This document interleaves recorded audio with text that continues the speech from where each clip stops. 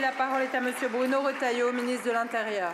Madame la Présidente, Monsieur le député, je vois que je deviens l'obsession du Rassemblement national. C'est plutôt, vous voyez, pour moi, le signe que je ne me trompe pas.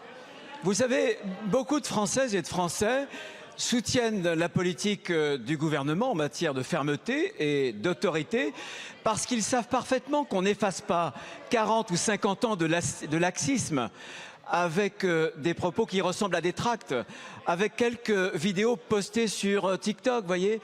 Vous appartenez au grand syndicat du Yaka Faucon. La réalité, c'est beaucoup plus difficile, beaucoup plus difficile. Et moi, je revendique mes résultats.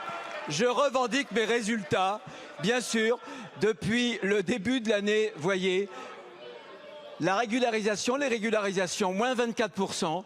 Les éloignements forcés, plus 14%, les naturalisations, moins de 14%, les expulsions préfectorales, ministérielles, plus 104%. Ça vous étonne peut-être, vous le regrettez, mais voyez qu'une politique de fermeté, même quand on n'a pas la majorité ici à l'Assemblée nationale, peut produire des effets. Vous soulignez la question notamment du coût de l'immigration. Il y a un débat aujourd'hui qui est un débat qui est totalement légitime en démocratie, d'autant plus qu'aujourd'hui, la France se trouve dans une position budgétaire compliquée. Moi, je souhaite que le débat soit éclairé d'ailleurs par la représentation nationale.